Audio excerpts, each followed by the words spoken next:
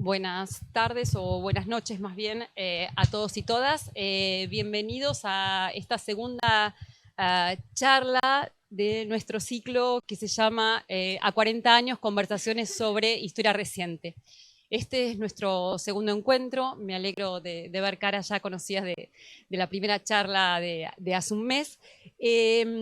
La idea de hoy es pensar entre nuestros expositores, gracias Débora, y con ustedes un tema que es tan obvio como complejo de pensar, tan obvio como complejo de darle forma de alguna manera más elaborada que no sean ideas del sentido común.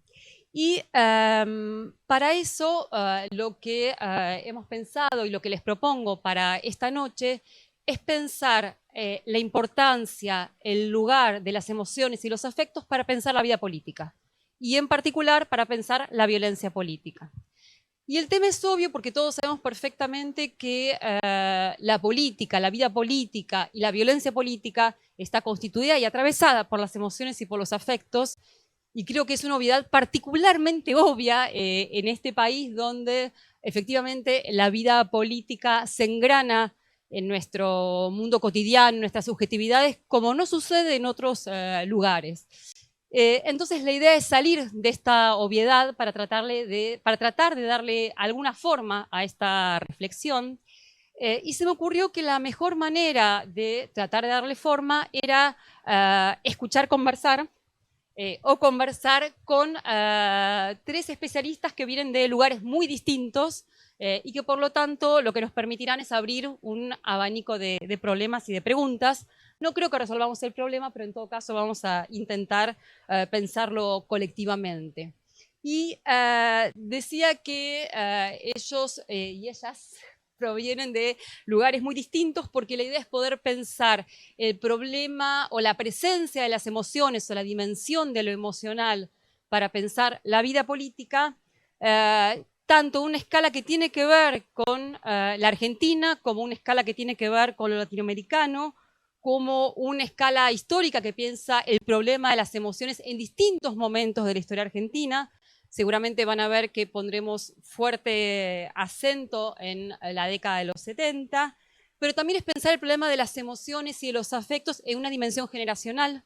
El mes pasado, en la otra conversación, había surgido muy fuertemente la cuestión generacional como uno de los grandes parteaguas que nos obligaban a pensar de distinta manera los problemas. Estamos muy lejos de el pensamiento vinculado a los años 70 y 80, era muy distinto de cómo pensamos ciertas cosas ahora.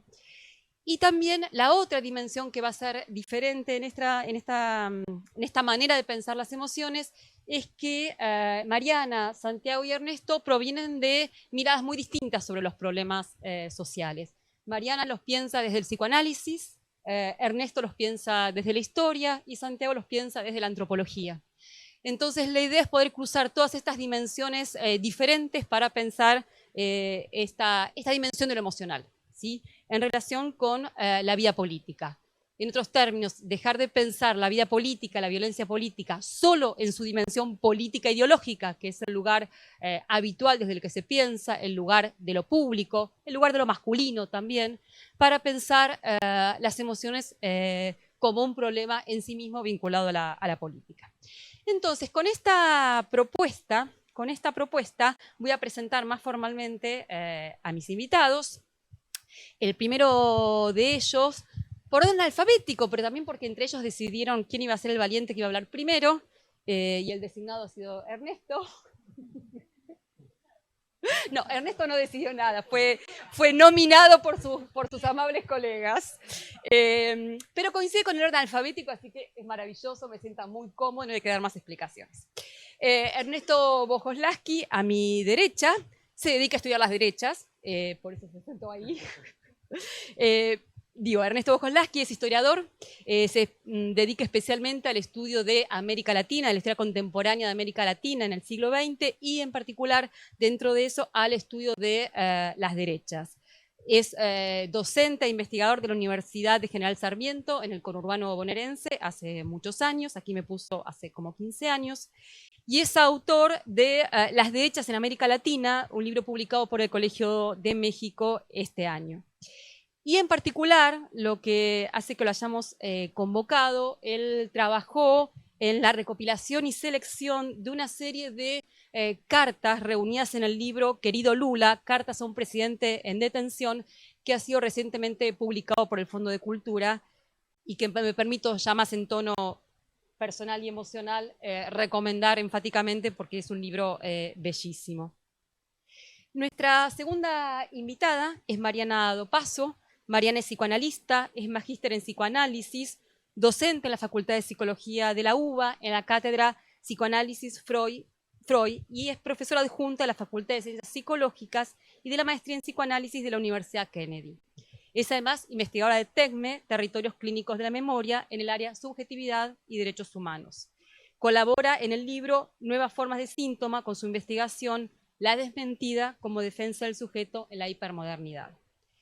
Y finalmente, Santiago Garaño es doctor en antropología por la Universidad de Buenos Aires, es profesor de la Universidad de Lanús y de la Escuela de Política y Gobierno de la Universidad de General San Martín, e investigador independiente del CONICET, donde coordina la Comisión de la Memoria. Santiago además coeditó diversos volúmenes colectivos que se han transformado en clásicos para pensar la represión en la Argentina, y el último de ellos es Operativo Independencia, Geografías, Actores y Tramas. Es además autor de varios libros, entre ellos Memorias de la prisión política durante el terrorismo de Estado en la Argentina.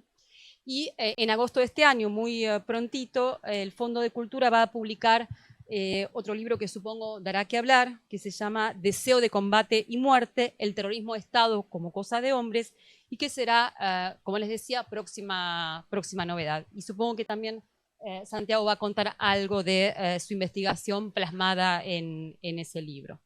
Entonces, con esta presentación y ya dejando las cartas formales obligadas de esta noche, la idea, y lo cuento para los que no estaban la vez pasada, la idea de estos encuentros son, como su nombre lo indica, conversaciones.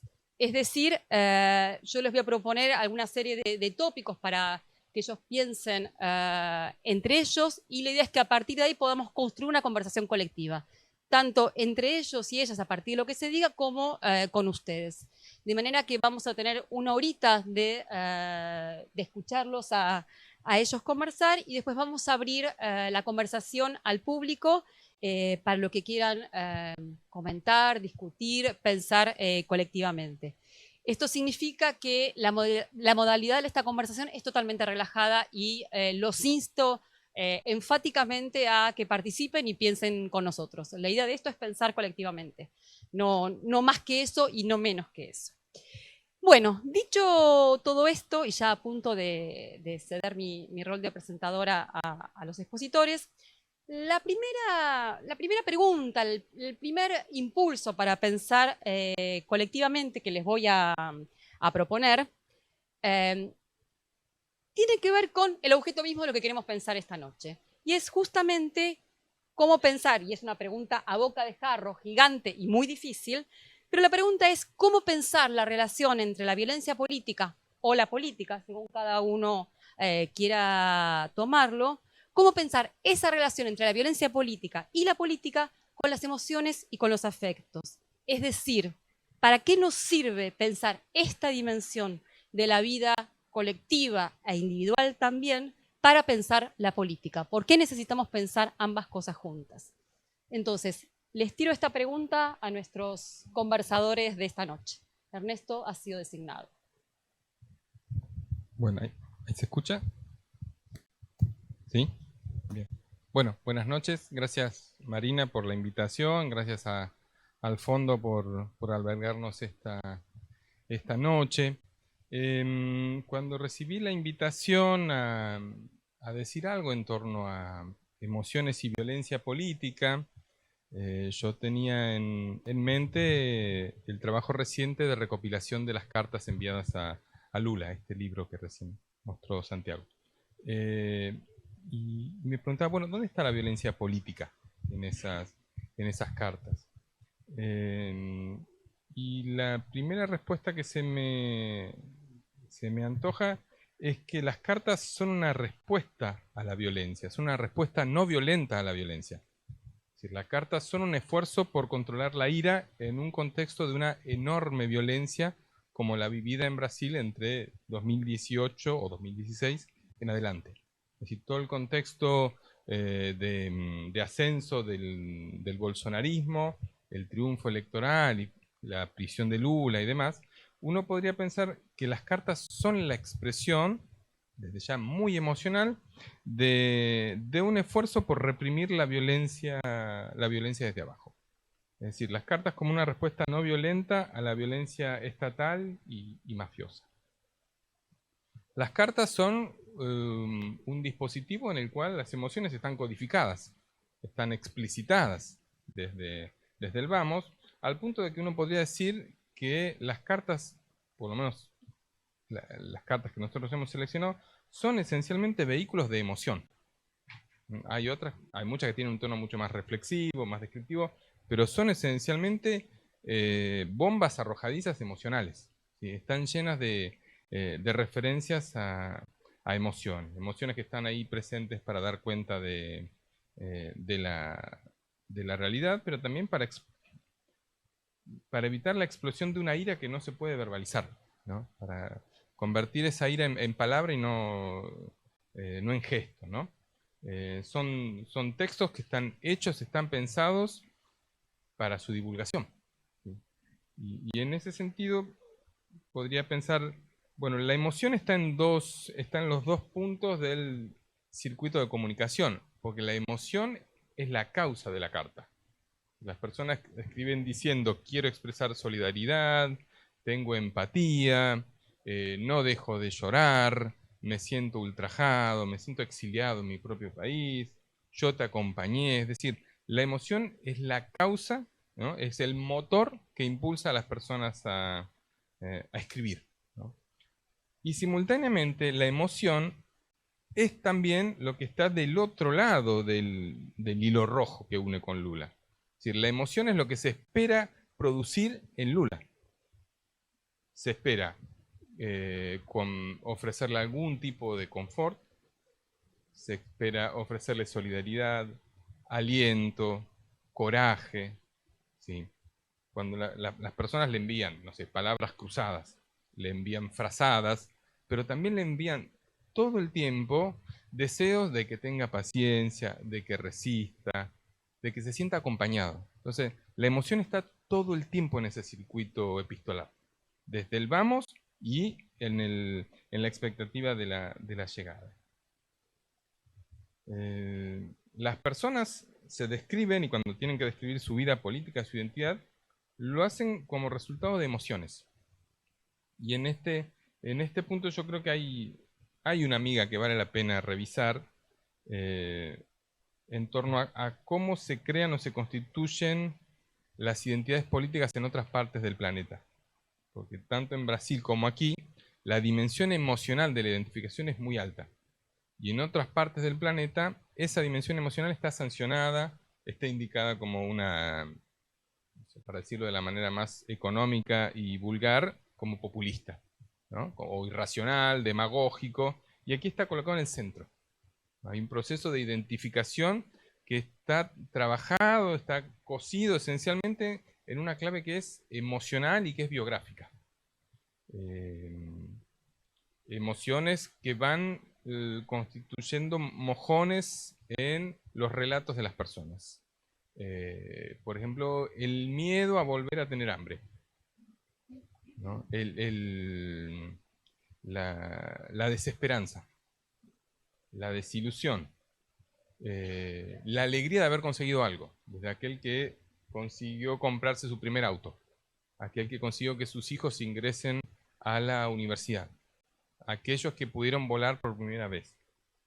Todas esas emociones constituyen los elementos con los cuales se va surciendo el mensaje enviado al presidente en prisión.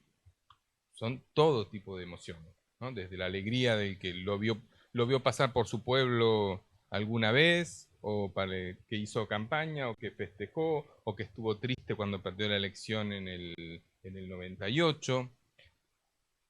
Las emociones en ese sentido están ahí presentes para organizar el relato. ¿Sí? Están en el centro de la autopresentación. Si uno... se calcula que se enviaron más o menos 25.000 cartas. ¿Sí? Estas son las que llegaron, no sabemos cuántas quedaron en el camino, y tampoco sabemos mucho sobre un género particular, que son las cartas escritas y no enviadas. ¿Sí? Lo que sí sabemos es que hay olas en las cuales llegan las cartas, ¿no? Que están asociados a ciertos eventos.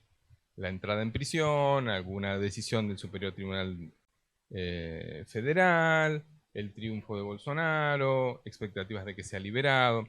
Hay momentos en los cuales se coagula el envío de cartas, y simultáneamente también son momentos en los cuales tienen más peso ciertas emociones. Esto es, hay una cierta historicidad en la aparición o en la evocación de las emociones. No son emociones que están todo el tiempo invocadas, sino que son emociones que tienen, y esto yo creo que es algo que vale la pena pensarlo, son emociones que están atadas a cierto contexto político y a ciertas lecturas, a ciertos diagnósticos sobre lo político. Es decir, no funcionan en el campo de lo irracional, de que no percibe qué es lo que pasa. Entonces, en determinados momentos lo que campea es más la alegría, y en otros momentos lo que más hay es desilusión, decepción, tristeza. Entonces, los eventos disparan emociones, las emociones después se transforman en cartas. Hay momentos de ira, momentos de tristeza, momentos de entusiasmo. El otro punto que yo señalaré como un aspecto que sin duda sería interesante de revisar, y sobre el cual me imagino que Santi tiene mucho más para decir, tiene que ver con algo así como una división sexual de las emociones. ¿Qué tipo de emociones expresan los varones y qué tipo de emociones expresan las mujeres? Y aquí también parece haber ciertas correlaciones, ¿no? Entre lo que se permiten decir unos y otros. Quienes reconocen haber llorado y quienes no, ¿no? Quienes envían un abrazo y quienes envían un beso. ¿Sí? Quienes, digamos, por ejemplo, la expresión de un compañerismo, de una cierta fratría, es cosa de varones. Muchos dicen, bueno, tanto mujeres como varones dicen, bueno, cuando usted salga nos vamos a encontrar para tomar algo. ¿Sí? Pero las mujeres dicen, nos vamos a encontrar para tomar un café. Y los varones es una cerveza, o alguno dice, bueno, vamos a tomar una callaza porque yo sé que usted es callaceiro, ¿no? Entonces, es interesante porque en el caso de los varones, las emociones están puestas al servicio de establecer una profunda horizontalidad. Y eso es un caso extraordinario, porque yo no conozco muchos casos de un trato horizontal entre población de a pie y un expresidente. Es muy extraño. Ahí uno puede, desde ya que hay muchas relaciones emocionales entre presidentes, expresidentes, líderes políticos y seguidores, pero hay pocos que tienen este abanico de este registro que tiene el caso de Lula. Y que me parece que valdría la pena revisarlo para ver en particular cuáles son las emociones más recurrentes en el caso de las mujeres y cuáles en el caso de los varones. Entonces, para cerrar esta primera intervención, yo dejaría marcado este fuerte peso que tiene la emocionalidad al momento de expresar la identidad política. ¿Sí? No es un aspecto marginal, sino que está colocado en el centro. Y esto no es una expresión de irracionalidad, sino que está dando cuenta de la manera en la cual se estructuran, se tejen los lazos y las identidades políticas en Brasil desde hace mucho tiempo.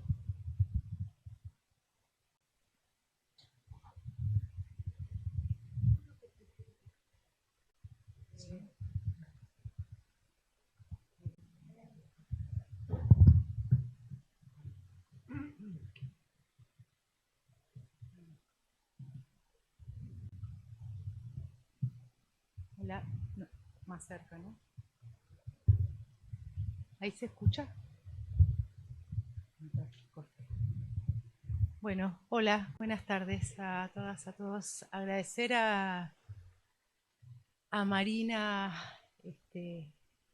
por los lazos, por el encuentro siempre, y que tenga esta conversación y que pueda ser juntos. A Ernesto no lo conozco, a Santi sí, así que, bueno, para mí es interesante poder pensar. Bueno, no voy a spoilear todo ahora, voy a ir un poco de a poco, porque si no es como, me voy a moderar como Ernesto. Sí, yo vengo del palo del psicoanálisis, y cuando Marina propuso este encuentro, a 40 años de la historia reciente, para hablar, para conversar, se me vino una frase que por supuesto que es del psicoanálisis, pero que no es difícil. La función del lenguaje no es informar, sino evocar. Y a mí me hizo bien pensarla, porque me da el pie para desde dónde, no sé hacia dónde, pero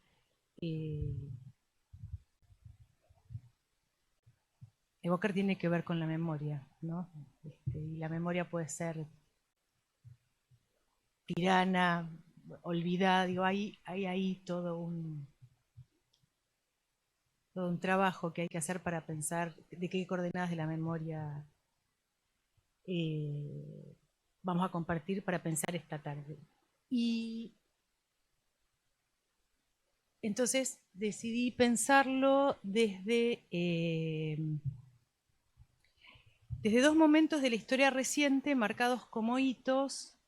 Uno es el hilo conductor, otro es el afecto, otras las personas que lo van a habitar, y por último el acto que esas personas van a llevar a cabo. El hilo conductor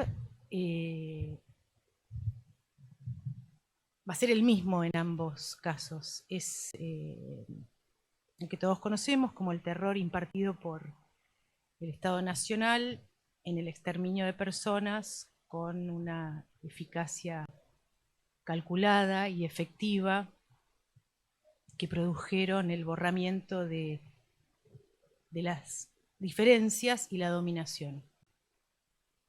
El borramiento de las diferencias de unos y la dominación de otros. Nosotros tenemos la versión de lo que es lo más conocido, que fueron los juicios, que es lo que a mí me gusta llamar la mano de obra.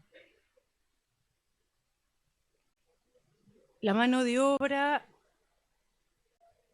de una obediencia burócrata y de neto corte patriarcal, a diferencia de lo que vos decías, de una organización horizontal y amorosa, una verticalidad religiosa, obediente y sumisa.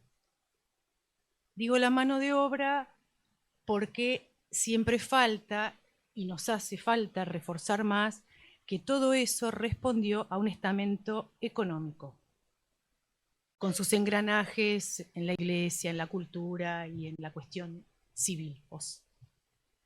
Ese es el hilo conductor que todos conocemos. El afecto que empalmo para esta cuestión va a ser el terror y el horror.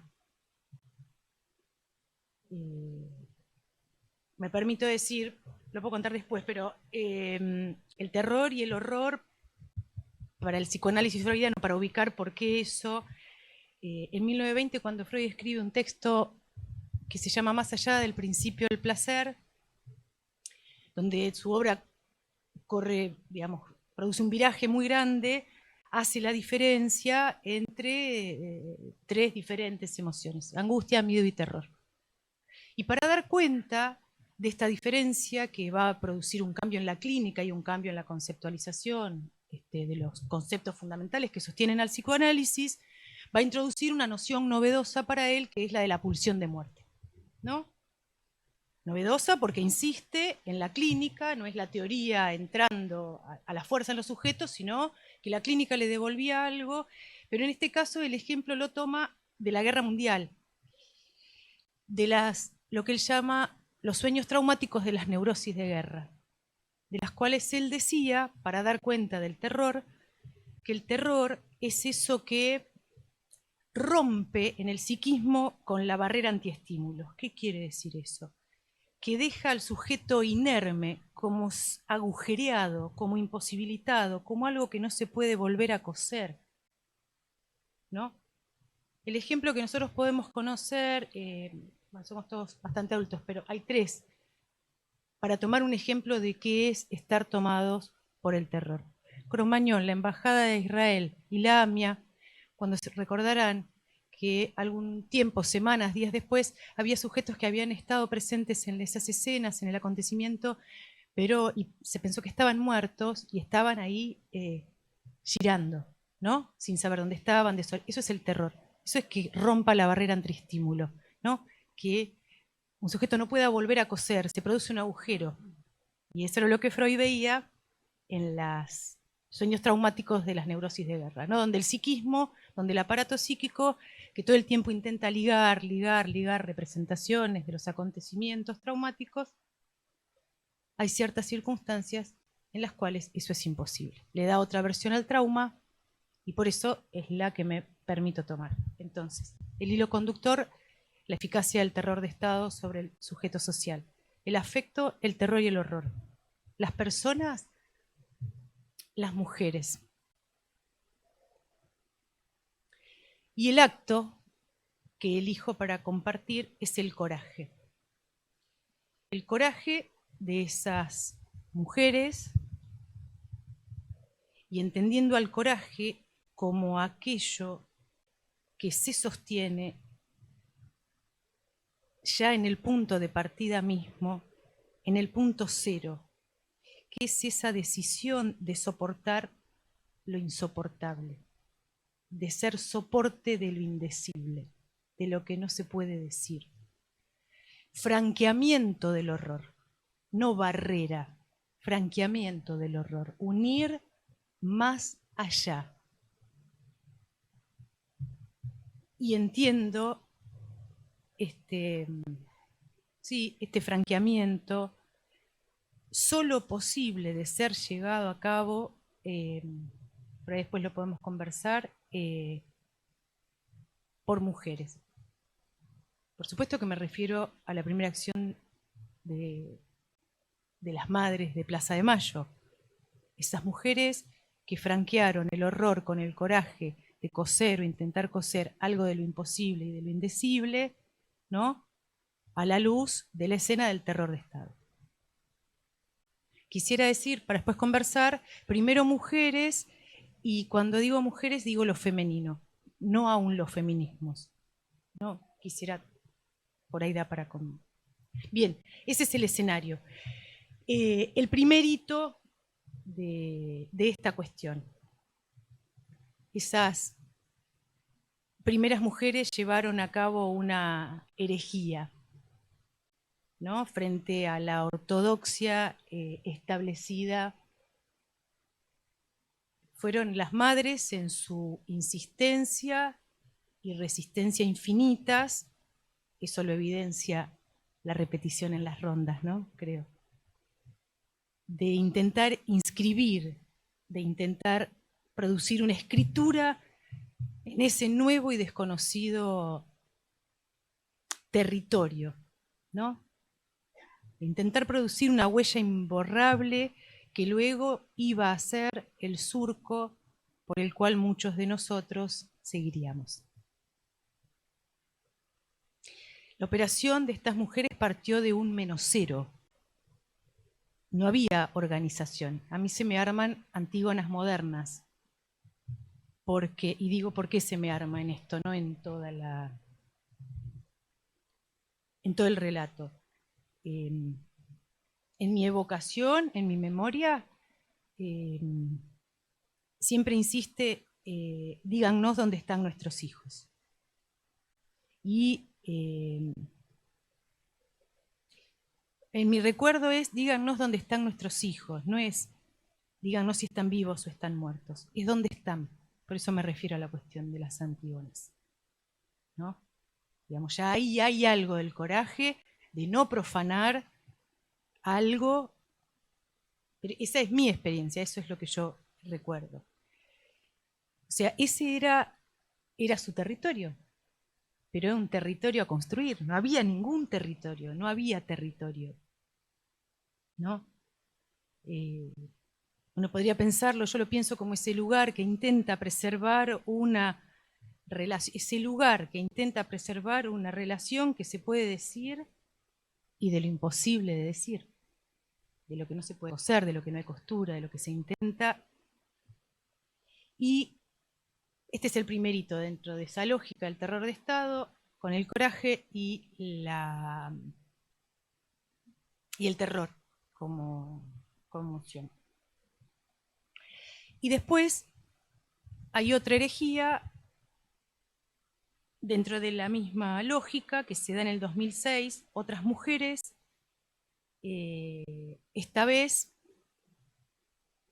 cuando la ley y el Estado produciendo efectos en las subjetividades, impulsando políticas de impunidad, introducen el fallo del 2x1.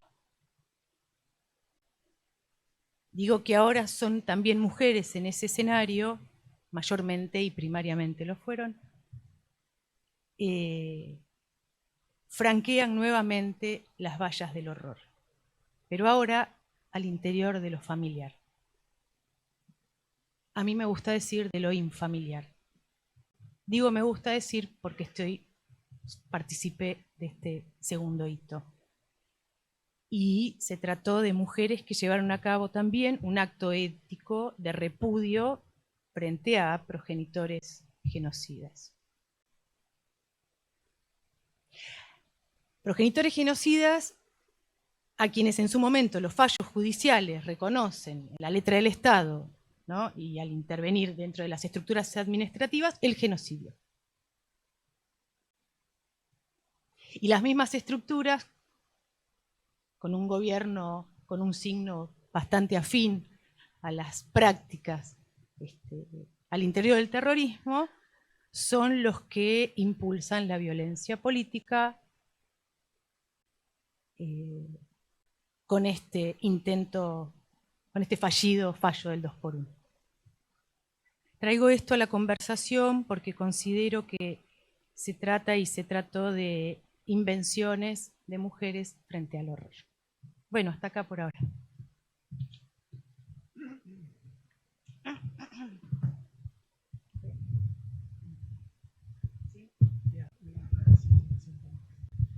Bueno, qué interesante el diálogo. Me parecía como un desafío este formato, ¿no? De conversar. O sea, yo digo, estoy acostumbrado a dar clases, estoy acostumbrado a dar una ponencia, una charla, pero conversar es otra cosa, ¿no?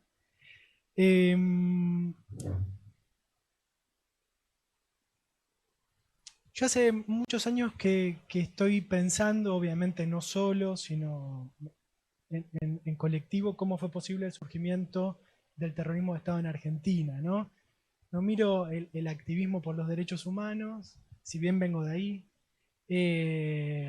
sino que ahora empecé a poner y a proponer un abordaje, me parece renovador, que trata de pensar cuáles fueron las condiciones emocionales y afectivas para el ejercicio de la violencia desde el Estado, desde mediados de los años 70, ¿no?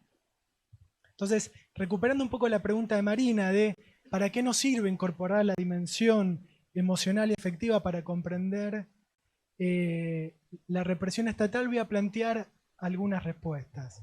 Lo primero que digo es que yo pongo el foco no tanto en la violencia política, sino en la represión estatal, ¿no? Ese es como el campo de estudios donde me siento más cómodo, ¿no? Los estudios sobre represión. Y digo, ¿qué es lo novedoso de incorporar la dimensión afectiva o emocional? Bueno, en su mayoría los trabajos que tratan de pensar cómo fue posible un sistema nacional de desaparición forzada de personas, enfatizaron dos líneas, ¿no? Una es la cuestión de la formación ideológica doctrinaria de las Fuerzas Armadas y de Seguridad en la doctrina de seguridad nacional o en la doctrina francesa, ¿no? Esa es la primera línea. La segunda línea puso más el énfasis en la dimensión burocrática, ¿no? Pienso en los trabajos de Pilar Calveiro, de Daniel Feierten, que muy inspirados en la literatura sobre la Shoah, ¿no? Y casi desde esa idea de la banalidad del mal, reconstruyeron cómo los campos de concentración se volvieron maquinarias burocráticas de la muerte, ¿no? Cuando empecé a mirar el mundo de lo que podríamos llamar los perpetradores, digo, no estudio el movimiento de derechos humanos, no estudio el activismo político, sino mi foco ahora está puesto en ese mundo, en el de los perpetradores, pronto fui descubriendo que se había creado una especie de clima propicio a involucrarse con la represión, que se había basado en fuertes emociones, sentimientos y afectos, tales como el odio al enemigo, las ansias de venganza, el deseo de combate y el deseo de muerte, ¿no? De exterminio, de aniquilamiento. Y un permanente y omnipresente recuerdo de los compañeros caídos, ¿no? Un tema que fue muy trabajado en el campo de la violencia política, ¿no? Para las organizaciones de izquierda, las organizaciones revolucionarias, pero menos para el mundo militar, o el mundo de la mano de obra, como dice Mariana. Como solemos hacer los antropólogos, mi mirada no es macro ni es estructural, sino que se centra en un caso. Yo vengo trabajando hace 14, 15 años sobre el Operativo Independencia, que fue una campaña militar desarrollada desde 1975 al 77, aunque no tiene fecha de culminación, en la provincia de Tucumán, en el sur tucumano. Fue ahí donde se ensayó, un año antes del golpe de Estado, la desaparición forzada de personas y se inauguraron los primeros centros clandestinos de detención. Pero cuando digo que incorporar una dimensión afectiva, de ninguna manera quiero plantear una mirada dicotómica que oponga razón de Estado o ideología a pasiones, afectos y emociones. Yo creo que hay que tener una mirada integral de la represión cuando se ejerce desde el Estado, ¿no? Sin lugar a dudas hubo planificación meticulosa, cálculo, racionalidad burocrática a la hora hubo plan sistemático, sin lugar a dudas, pero lo que yo quiero plantear en el libro que está por salir en Fondo de Cultura, va a salir el mes que viene, que se llama así, Deseo de combate y de muerte, es que no fue una mera masacre administrativa lo que sucedió en nuestro país, ¿no? Que hubo, sin lugar a dudas, asesinos de escritorio, que de manera banal, de manera despersonalizada, cometieron delitos de lesa humanidad. También hubo numerosos militares que se formaron en la doctrina norteamericana, que hicieron cursos afuera, o acá, brindados, por ejemplo, en la misión francesa, pero hubo algo más, No fue una tarea despersonalizada, sino que estas emociones como la ira, la furia, el odio, también el amor a los compañeros caídos, la deuda con los compañeros caídos, fueron potentes fuerzas políticas sin las cuales no se hubiese podido llevar a cabo o cometer delitos tan terribles. Yo empecé, ¿cómo llego a los afectos y a las emociones? Bueno, es un camino de muchos años. Mi tesis de doctorado se basó en entrevistas a soldados conscriptos, donde creo que quedé bastante capturado por el horror, entonces me costó ver otras emociones, ¿no? Siempre desde la red de estudios sobre represión, ahí lo veo a Esteban, decíamos, ese poder que tiene la sangre, la violencia, que a veces se impone, ¿no? Como emoción. Me gustó como lo dijiste, es una emoción, ¿no? Y también había estudiado revistas militares y diarios de la época, y ahí lo que aparecía no eran emociones, sino valores morales, ¿no? Lo que alentaba el ejército en relación a la tropa era el sacrificio de la vida, saber dar la vida. Pero esa era la dimensión más pública, la acción psicológica, la propaganda. Cuando empecé a mirar fuentes de los perpetradores, y después releí las entrevistas a los soldados, cosa que hay que hacer, peiné esas fuentes de vuelta, ahí encontré un registro emocional que se imponía, que era muy evidente, y también marcas e índices fuertemente generizados, ¿no? Estamos hablando de un mundo fuertemente masculinizado, esta idea que también está en el subtítulo del libro, que es la idea del terrorismo de Estado y la represión como cosa de hombres, ¿no? Eso confieso que estaba también en las fuentes y yo no lo vi, se me pasó. Lo empecé a peinar de nuevo esas fuentes para escribir este libro, y lo que hay a favor sobre Tucumán es que hay muchas fuentes. A diferencia de lo que pasa con la ESMA, Campo de Mayo, la escuelita, sobre la escuelita de Famaillá, y sobre Tucumán en general se habla mucho. Los militares hablaron mucho. ¿Por qué? Porque les permitía mostrar un discurso que los enaltecía como caballeros de la guerra, habiendo librado lo que ellos llaman una guerra santa. Y cuando digo que hablaron mucho es que hay un diario de campaña de Adel Vilas, el primer comandante, hay una larga entrevista que es un libro a Bussi, que le hizo el hijo, hay un libro que hizo el jefe de inteligencia, González Breer. Bueno, quiero decir, hablan mucho. Y también encontré un montón de materiales más fragmentarios, que ahí fue una tarea más detectivesca y artesanal, donde oficiales y suboficiales hablan de cómo había sido el ejercicio de la violencia. Y en todas ellas se evidenciaban fuertes emociones y sentimientos, ¿no? Y una dimensión afectiva. Una perlita es el libro Aniquila en Aler, que compila testimonios de oficiales y suboficiales que estuvieron ahí. Publicado en 1985, de modo paralelo al juicio de las juntas, se publica Aniquila en Aler. Me lo dio Vera Carnovale, Vera Carnovale, que la verdad que le agradezco de todo corazón, porque es una fuente impresionante.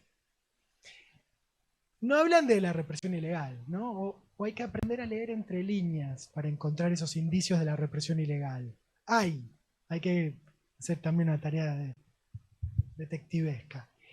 Pero lo que yo pude escuchar, y con esto cerraría como esta primera parte, después podemos seguir la conversación, es la idea de yo tenía ganas de ir a Tucumán, el deseo de ir a Tucumán, como un deseo muy fuerte.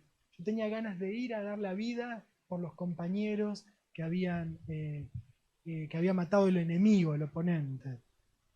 Y ese fue una especie de hilo que me llevó a reconstruir cómo fue ese proceso de involucramiento personal con la represión. Por eso digo, no fue una mera tarea burocrática y administrativa. Hubo deseo, hubo ganas. Hubo deseo de combate, hubo deseo de venganza, ¿no? Hubo deseo de muerte, hubo deseo de aniquilamiento. Y también la represión, cuando hablamos de emociones, creo que no podemos dejar de hablar de género, ¿no? Yo, porque esa parte no le di tanto espacio en esta presentación, pero ahí aparece la idea de la represión como una cosa de hombres, como una cosa de machos, como los militares permanentemente alentando a los soldados a que se involucren. Esto, hay una anécdota que es terrible, ¿no? Mandan un soldado y le dicen que su primera tarea como soldado era juntar cuerpos de personas que habían sido asesinadas, ¿no? En el operativo de Independencia, ¿no? Con esta cosa de, vamos, no sos macho, no te la bancás, digamos, no lo estoy diciendo textual, pero esa es la idea. Y otras dos cosas más y con esto cierro, ¿no? Cómo lejos de ser un mundo burocrático e impersonal, ese universo de la muerte adquirió las tonalidades de las relaciones personales, se basó una trama de relaciones personales, y también basadas en la amistad, la camaradería masculina, ¿no? Y también que la violencia política, y acá vuelvo a un juego, dije no voy a hablar de violencia política y ahora hablo un poco de violencia política, fue también un modo de resolver conflictos entre personas, que en muchos casos hasta se conocían entre sí, vengar a los compañeros caídos, pero también zanjar conflictos interpersonales en el ejercicio de la represión y hacia las víctimas y hacia los perpetradores. Bueno, con esto cierro esta primera intervención. Bueno, estoy pensando a toda velocidad la enorme cantidad de cosas que se dijeron. Y voy a tratar de hilar algunas cosas que han dicho que me parecen fundamentales para seguir pensando cada uno desde su lugar, desde su propia preocupación, de su propia mirada. Creo que Ernesto apuntó, y te insto, Ernesto, a que leas alguna carta para la gente que todavía no ha mirado el libro. Ernesto contando lo que las cartas que se le escribían a Lula estando en prisión. Y haciendo honor al objeto de la charla de hoy, diría que el libro no se puede leer políticamente. El único registro que el libro tiene para el lector es completamente emocional, ¿sí? Jugando con lo que hoy nos convoca. Es realmente un libro meramente emocional. No se puede pensar en política leyéndolo. Pero al mismo tiempo parece que todo el tiempo nos convoca a pensar esta tensión entre la emoción y la política a la que Ernesto apuntaba.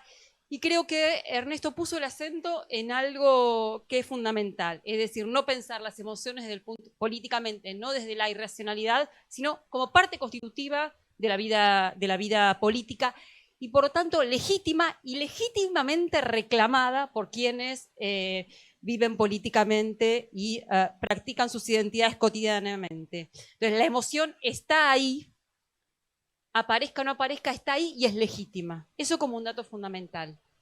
Pero lo interesante es que cuando Mariana contaba sus dos escenas, ¿no es cierto? La escena de las madres y las mujeres que constituyeron en su origen el movimiento por los derechos humanos y después las mujeres que fueron las que iniciaron el acto de rebeldía, el acto infamiliar con sus propios progenitores genocidas mucho más recientemente, la emoción está ahí, para llamarla genéricamente, la emoción está ahí, pero es esa emoción la que hace legítimo al público espectador, vamos a llamarlo también así, que salgan a la vida política. Aceptamos que salgan porque son madres, porque son hijas. Entonces hay un juego en el cual la emoción no forma parte de la vida política, no la pensamos, pero al mismo tiempo aceptamos que salgan a la vida política porque salen emocionalmente, porque son madres que reclaman por sus hijos, porque son hijas que infamiliarmente rompen con sus familias. Y acá la palabra infamiliar también es lo que la hace aceptable hacia afuera, porque estamos viendo mujeres que rompen con sus progenitores. Entonces hay un juego en el cual la emoción es legítima y la emoción no es legítima en el juego de las identidades políticas y en la vida política. Me parece que nos pone frente a la complejidad, y lo mismo sucede con los represores de Santi, para llamarlo así, los represores de Santi, en el sentido de que no son tuyos, no estén guardados, en el sentido de que hay que escarbar para encontrar las emociones. No son legítimas que estaban ahí, exactamente, estaban, pero no salen nunca los discursos públicos con los cuales leemos la represión, es lo que vos decís. Pero si escarbamos mínimamente, están ahí. Entonces hay algo de lo visible y de lo invisible, de lo aceptable y no aceptable, que además cambia en cada momento histórico, y me parece que es constitutivo de la tensión con la que pensamos esta relación entre emoción y política. Digo, como para tirar puntas para la conversación entre todos y todas. Entonces, dicho todo esto, les abro una nueva instancia que me parece que los tres ya avanzaron sobre nuestra segunda propuesta de discusión, y era pensar desde qué preocupaciones personales, individuales o colectivas les interesaba pensar esta relación entre emociones, afectos y política. Y Ernesto, tenés la obligación de compartir con nosotros algún texto que ilustre de qué estamos hablando. Bueno, sí. Pensaba cuáles son las emociones que se consideran legítimas para entrar a la política. El dolor, las madres del dolor, está muy presente. El deseo no, o es menos potente. El amor hasta ahí, ¿no? Es invocado, pero no es más legítimo que el dolor, ¿no? El dolor habilita efectivamente para el reclamo, el dolor exige empatía, solidaridad, ¿no? Mucho más que probablemente que la expresión por la positiva de algún anhelo.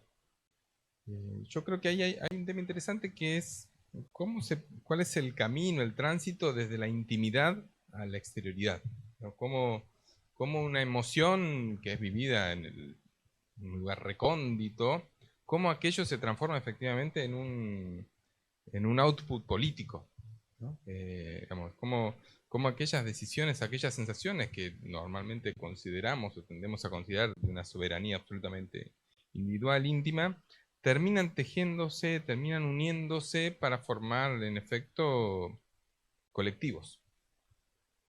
Y aquí la particular entrada que yo he hecho con las cartas permite ver algo de ese proceso de electrificación desde la sensación más íntima hacia la constitución de una identidad colectiva.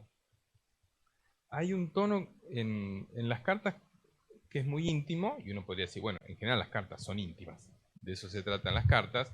Lo que es extraño es tener intimidad con una celebrity. Eso es muy extraño.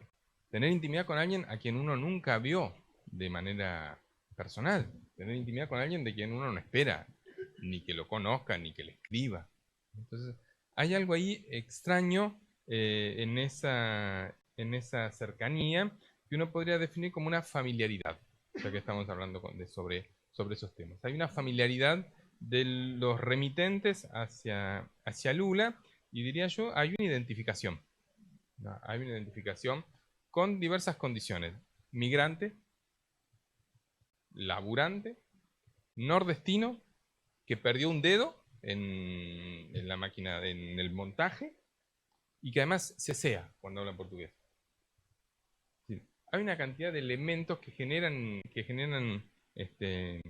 identificación, incluso diría yo, voluntad mimética respecto de Lula. Hay cartas de gente que dice, le puse a mi hijo de nombre Lula, o le puse a mi hija de nombre, se llama María Laura Lula González, ¿sí? O gente que dice, vos estás en prisión, no vas a poder venir, pero sos el padrino de mi hijo. Es una incorporación a la familia literal, ¿sí? A la incorporación patrilineal de esas criaturas. Es un tipo de intimidad que en realidad para mí remite a un tono que es muy familiar. Es probablemente la manera en la cual uno le podría escribir a un familiar que cayó preso, ¿no? Y al cual le tenés que mandar cigarros o chocolate o plata, ¿no? Es ese tipo de acercamiento muy, muy terrenal, ¿no? Desde un grupo de mujeres de un geriátrico que dicen que le tejieron una frazada porque en Curitiba seguro que hace frío. Ese tipo de preocupaciones. Yo encuentro que es difícil imaginar a qué otro presidente o presidenta se le envía una frazada tejida a mano. Es decir, hay una relación que es muy, muy íntima, que en parte está facilitada por esa dimensión introspectiva que hay en el acto epistolar, pero también porque las cartas, a diferencia de las formas de comunicación actual, no es inmediata. Las cartas son reposadas. Las cartas de ninguna manera tienen la velocidad del WhatsApp. Las cartas a veces no se escriben de corrido ni en un solo día.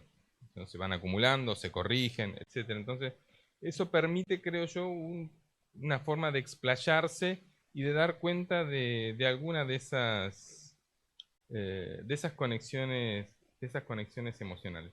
Las cartas están llenas de ese tipo de referencias a emociones. Leo algunas. Mi hijo Teo está haciendo campaña por un candidato del PT. Conozco tu tristeza, presidente, pero resista. Te lo pido una y 1.000.000 de veces. Con saudade, con tristeza, sin embargo con fe, con esperanza, estamos a su lado, presidente. Reciba nuestro cariño, amor, nuestro afecto y ternura. Querido compañero Lula, te escribo con miedo y con angustia. No hay cómo dejar de tener miedo frente a la probabilidad de la barbarie. No hay cómo dejar de tener miedo cuando el revanchismo tiene tantas chances de llegar al poder de un modo tan contundente. Quisiera poder ofrecerle algo más optimista, pero tengo miedo. Tengo miedo por saber que son tiempos difíciles para soñadores. Soy joven, señor presidente, y tengo miedo. Se habla de dictadura militar. Usted está allá adentro y no está aquí con nosotros. Las emociones van construyendo un nosotros. Y ese nosotros se teje a partir de emociones compartidas. Las cartas cuentan emociones y cuentan momentos de conexión, que Lula no los vio, porque hay gente que dice, la primera vez que te vi en la tele, ¿sí? La primera vez que mi padre me habló de esto, ¿sí? Entonces, uno podría leer esas cartas como parte de la construcción de como de un acolchado compuesto de múltiples partes, de millones de partes que hacen una historia, a una historia colectiva. Y es una historia especialmente emocional, ¿no? La historia que vive Brasil de 2018 al 22 es una historia, diría yo, sobre emocional, ¿no? Con el corazón en la boca hasta el momento en el que se hizo claro que Lula ganaba la elección con media uña de diferencia, pero que la ganaba. Digamos, la emoción está a flor de piel en momentos en los cuales la política parece estar absolutamente fuera de las reglas que hasta allí se habían usado.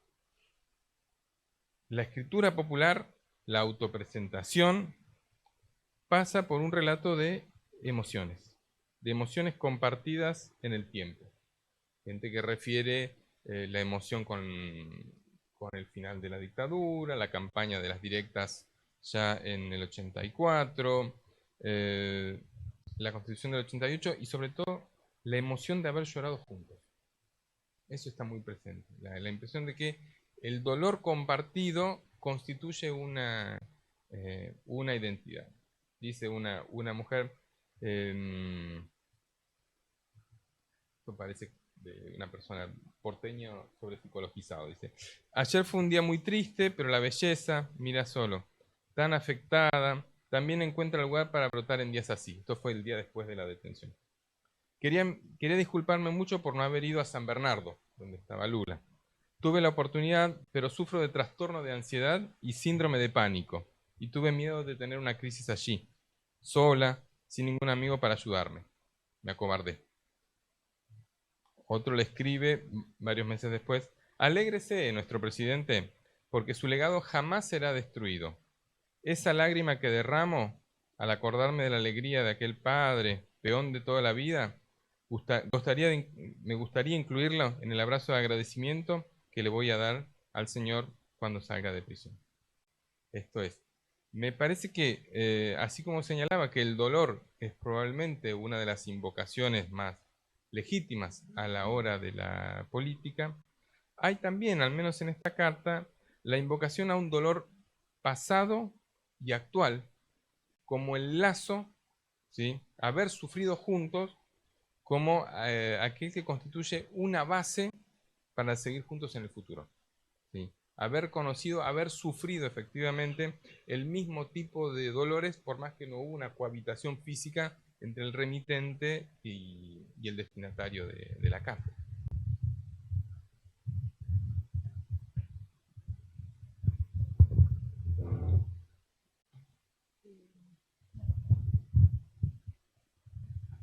Me quedo... No, primero pensaba algo que le dije a Santi. Los tres somos docentes universitarios hace, 20, un poco más. Y esto me parece importante e interesante porque también hace a la forma de cómo la pensamos y cómo la armamos. Esto lo digo porque hay algo del orden de la transmisión que creo que está atravesado por estas derivas, entiendo. No se puede coser con la misma aguja todo lo que nosotros estamos diciendo. No van en el mismo renglón, no van en la misma línea, no tienen la misma complejidad, no implica que una sea mayor que la otra, porque pensaba, coincido con vos en la cuestión del dolor, pero pensaba en el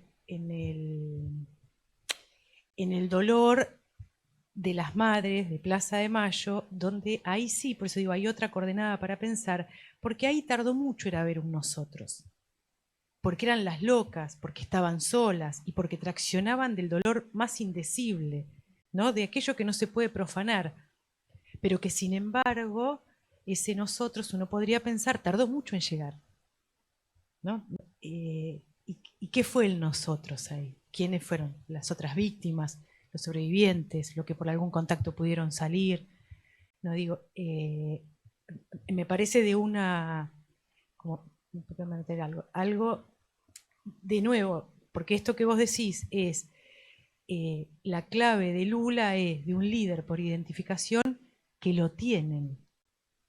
digamos, es a quien se le puede dirigir esa palabra, esa escritura, ese límite entre la emoción, el decir y ese otro que representa, condensa ese amor. Creo que también es una coordenada de época, ¿no? Poder pensar al modo romántico, como se escribían las cartas que tardaban en llegar, esta compilación, armado, habla de que también uno podría pensar cierta lógica de las redes permite que esto pueda circular de otro modo, ¿no? Algo, no todo. Y digo, porque esta es como, para mí es guía, es norte, es brújula, digamos. El psicoanálisis piensa, y yo lo tomo así, en esa noción del no todo. Porque en el no todo, justamente, aparece la singularidad del sujeto, lo propio, lo único, lo que es tuyo pero no es de él, lo que pasando por la misma experiencia ninguno va a ser tocado del mismo modo, que se dice en una clave singular, única, individual, y que además se dice cada vez, ¿no? No es siempre la misma. Y entonces creo que hay ahí, ¿no?, diferentes trazos, ¿no?, de ciertos jirones, y pensaba, por ahí introduzco algo más, pero sí que me parece importante, que es como si el lenguaje no es información, no es transmisión, sino que es evocación, ¿qué función condensamos nosotros como docentes para transmitir algo, no todo, de aquel horror que configuró ciertas cuestiones que hoy también están en juego a los pibes y a las pibas? ¿Cómo transmitimos esto? ¿Qué los toca de esto? ¿Qué produce también horror? ¿De qué se sustraen con esto? ¿No? Sobre todo porque hoy hay los discursos de los jóvenes están como bastante polarizados. De un lado, de la militancia que se crea nuevamente, pero es la idea que yo tengo, a mí se me arma así.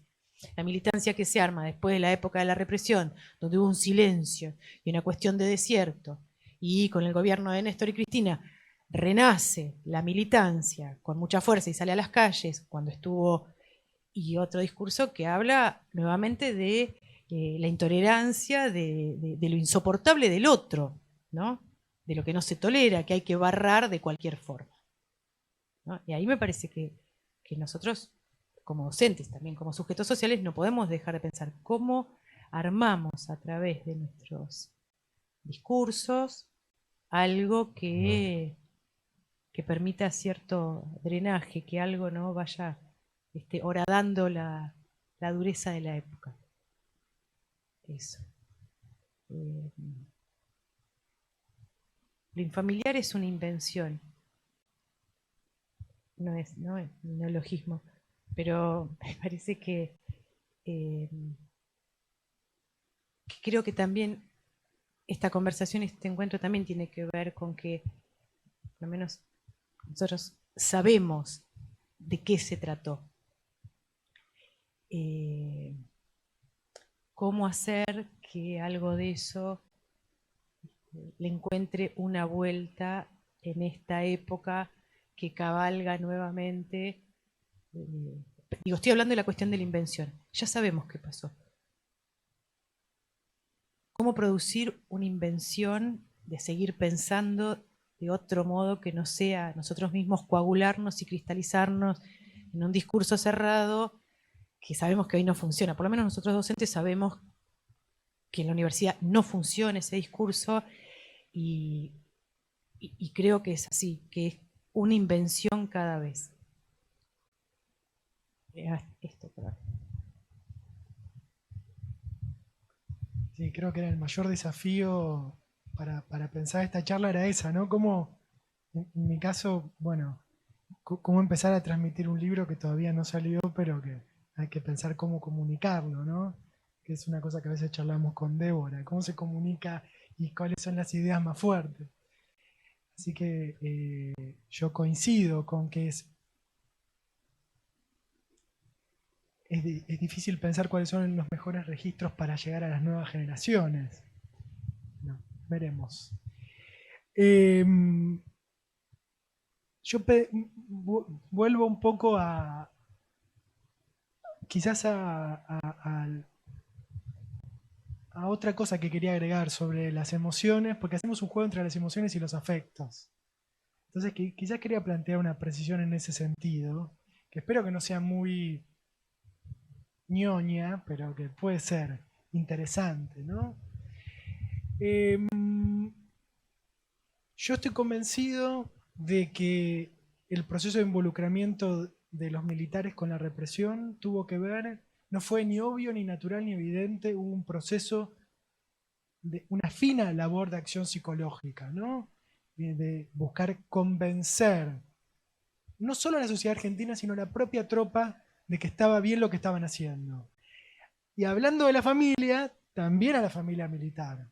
La familia militar era uno, lo que se llama la familia militar, era uno de los blancos de, por ejemplo, el plan de acción psicológica de 1975 para el operativo Independencia. O sea, y ahí se hablaba de que esta lucha se encaraba porque había un fuerte deseo de operar contra el enemigo, ¿no? O sea, ahí yo creo que Marina dio en la tecla. Esta dimensión emocional es tan evidente que a veces se nos pasa por alto, la pasamos por alto a la hora de pensar qué lugar le cabió, ¿no? Pero a veces cuando uno habla de estas emociones o estos sentimientos, y ni que hablar de los valores morales, como el sacrificio por la patria, nos quedamos como una parte muy del deber ser, ¿no? Y yo quiero agregar la dimensión de los afectos y contarles qué entiendo por afectos, ¿no? A mí me parece que para pensar la represión política y leyendo las fuentes otra vez, que puedo leer algunas si tengo tiempo, el afecto tiene que ver con la dimensión del poner el cuerpo, ¿no? Cuando uno lee las fuentes es muy interesante cómo aparece esta idea entre oficiales y suboficiales, el lugar que le van a poner el cuerpo, incluso una expresión que sale en varias fuentes es la idea de mancharse las manos con sangre, ejerciendo la represión, el deseo de combate obviamente, cómo los afectaba visceralmente, digo, en esto, por eso en términos afectivos, la muerte de un compañero, o incluso ser heridos, o la posibilidad concreta de matar y morir, ¿no? Y en todo caso, me parece importante no divorciar estas emociones y estos sentimientos de esa dimensión más afectiva, de cómo encarnó en el cuerpo, de cómo cuando uno lee estos testimonios, que algunos son el testimonio de un militar en los estrados judiciales, otro es un reclamo que manda un militar porque no le dan un ascenso que él creía, entonces él dice, yo estaba consustanciado, yo tenía deseo de querer ir a combatir a Tucumán, yo combatí, yo me manché las manos con sangre. O cuando un militar declara y él dice que él se involucró en la represión porque supuestamente había matado a su padre Montoneros y que eso implicó un cambio y un deseo de agresividad y de comprometerse con la represión. Entonces me parece que cuando uno lee estas fuentes aparece permanentemente esta idea de la centralidad del cuerpo y la narración de una intensidad que surge, y en esto me baso mucho en Spinoza y Deleuze, ¿no? La idea del poder de afectar y ser afectado también a nivel corporal en el ejercicio de la represión, el poder de afectar y ser afectado, y a su vez cómo los cuerpos cuando interactúan entre sí pueden componer cuerpos mayores, ¿no? Esto es medio abstracto, pero voy a tratar de explicarlo un poco más. Yo creo que lo que siempre aparece en estas memorias de los militares es un intento de traducir en palabras una experiencia altamente emotiva que los atravesó y hasta los desbordó. Y también aparece, hablando de neurosis de angustia y hablando de militar, uno piensa en la dimensión afectiva, solo el deseo de combate, no, también aparecen la cantidad de carpetas psiquiátricas, ¿no? Armadas, cómo aparecen los registros de Estela Segado, que ella pudo recuperar en el Ministerio de Defensa, en el archivo del Ejército, militares que dicen que fue un antes y un después y que les cambió la vida y que desde ese momento padecen crisis de angustia, crisis de ansiedad, ansiedad generalizada, como parte de una neurosis de guerra y vinculada a su paso por Tucumán, que eso los destruyó. y los soldados conscriptos también, ¿no? Pero eso es más esperable, ¿no? Entonces creo que a veces cuando uno trabaja con emociones y sentimientos es un registro bien difícil de asir, ¿no? Porque es traducir en palabras algo que a veces son experiencias que tienen un sustrato corporal y que a veces... y que después devienen emociones y sentimientos ya como discursos mucho más intelectualizados, más pulidos. Yo lo que pude ver en relación a los testimonios de Tucumán, y quiero hacerlo muy sintético, es que primero hay como dos registros. Uno es cuando ellos cuentan cómo ejercieron la violencia en Tucumán. Y ahí es una dimensión corporal. Me hirieron, tengo una bala acá, quería matarlo, corrí, quedé discapacitado, pero quería volver a Tucumán. Digo, por decir, sintetizarles un testimonio, ¿no? Y esa fuerte experiencia afectiva que implicó estar en el sur tucumano, fue explotada, fomentada por el poder militar y luego convertida en emoción.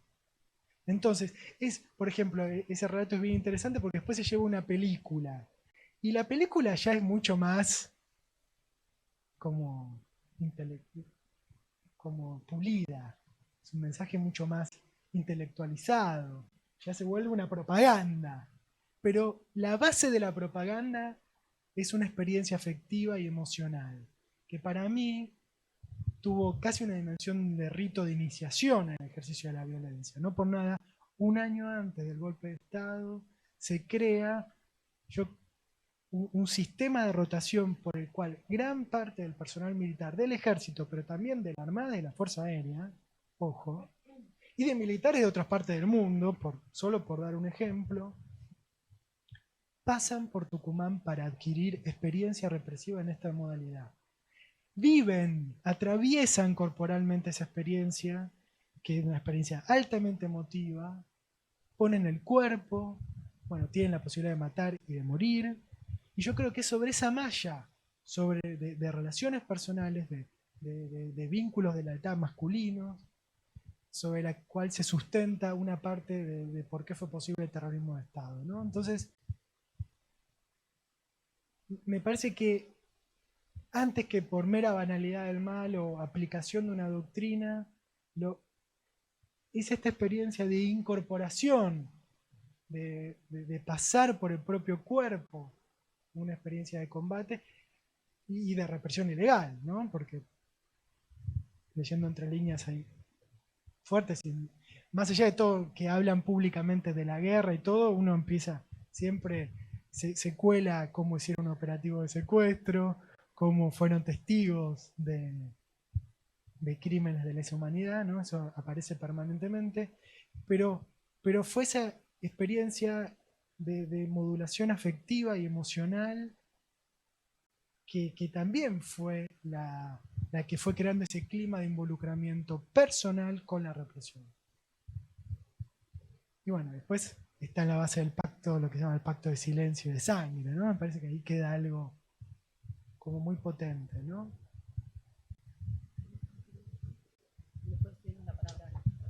Sí, yo quería plantear algo en función de algo que señaló Mariana y algo que también trajo a colación Santi. Mariana se interrogaba en torno a cuáles emociones sería deseable, sería posible que los docentes vehiculicen, expresen o estimulen en sus estudiantes para desarrollar un tipo de conocimiento o de acercamiento o de sensibilidad a temas de la represión. Yo creo que muchas de las personas que trabajan en escuela media son testigos hoy de que hay una cantinela burocratizada, bien intencionada, que no está funcionando, es más, tiene resultados contraproducentes, ¿no? Ya hay un agotamiento que produce exactamente lo contrario y creo que estamos haciendo un papel un poco patético de viejos que insisten en decir a los jóvenes lo que tienen que pensar. Sí, es eso, ¿no? Que no consigue interpelar, tiene eso, ¿no? Ahí me parece que hay no digo fracaso, pero al menos agotamiento, que no está siendo relevado de una manera adecuada. Pero yo me preguntaba por otra dimensión de nuestras tareas, que es la investigación. El tipo de emociones desplegadas en una investigación como la que hizo Santiago. ¿Sí? ¿Qué pueden hacer, qué deben hacer los investigadores, las investigadoras con gente que tiene emociones feas? ¿No? Yo me dedico desde hace mucho a investigar gente fea con la cual no tengo afinidad ideológica, y yo no los entrevisto. Una